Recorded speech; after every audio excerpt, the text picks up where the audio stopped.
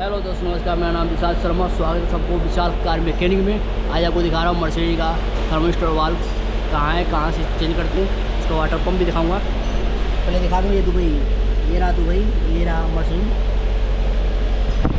ये रहा इसका थर्मिस्टर वाल्व जो इसको निकाल दिया गया है।